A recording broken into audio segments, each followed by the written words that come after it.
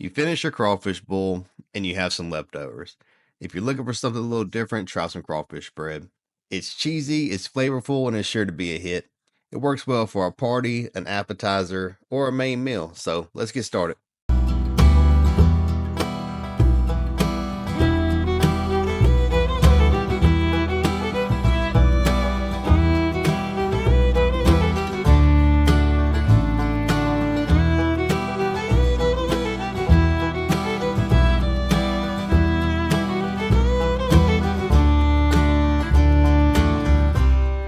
We're going to start like we usually do and cut up the vegetables.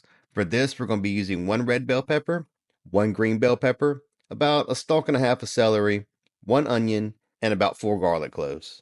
So let's get those chopped up. And as you're doing it, just put it in a bowl to the side. When you chop your garlic, just put it in a separate bowl. Don't put it with other vegetables.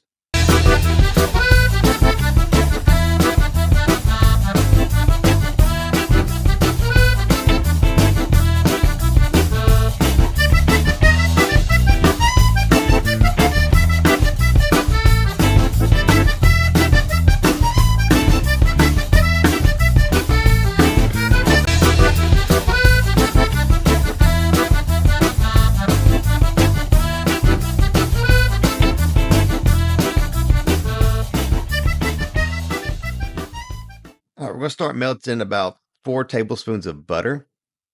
I always add a little bit of oil on top of it. It helps keep it from burning in the pan. Once it's melted, we're going to add our vegetables minus the garlic, and we're going to start cooking that down. We want this to be really soft, so it's probably going to be cooking for about 20 minutes or more.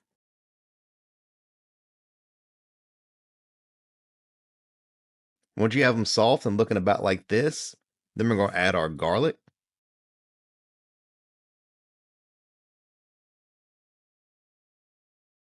Then we're going to add about 2 teaspoons of whatever kind of Cajun Creole seasoning you like.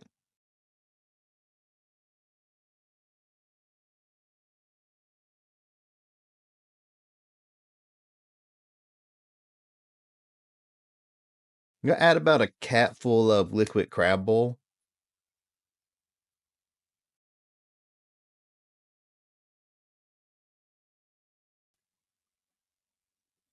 Once all that's mixed around real well, go ahead and add your crawfish tails. You're doing about a pound. And just heat those up. We're not really cooking them because they're already cooked, but you want to get them heated up because they're going to be cold.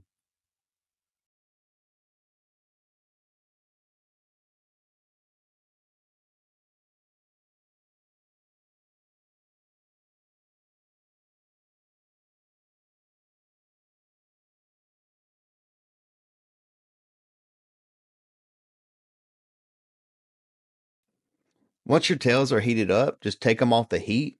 And we're going to add just a handful of green onions.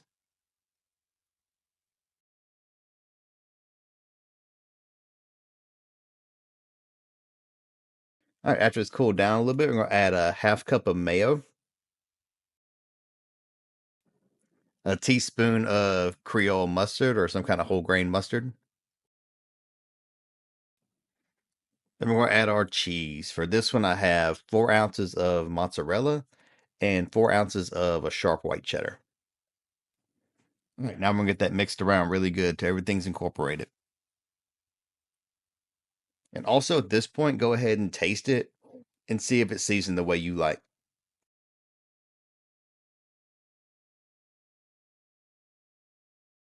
All right, keep stirring until it looks like this. And once it's like this, you're done. So let's move on to the next part.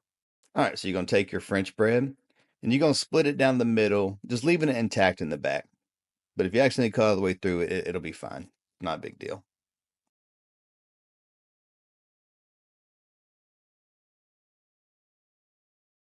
All right, once you got it split, you're going to take out the center of the thickest half of the bread, which is usually the top. So just pull out just a little strip of the center to give room for your stuffing. You made hash your bread a canoe, so go ahead and fill that canoe up with all the stuffing.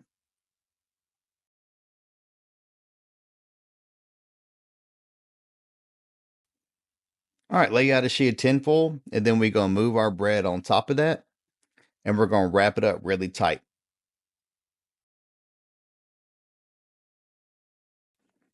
And you're going to repeat all these steps with however much bread you have. Then we're going to bake these in the oven at 350 for about 25-30 minutes till it's warm inside. All right, it's time for the big reveal. Let's see what we have.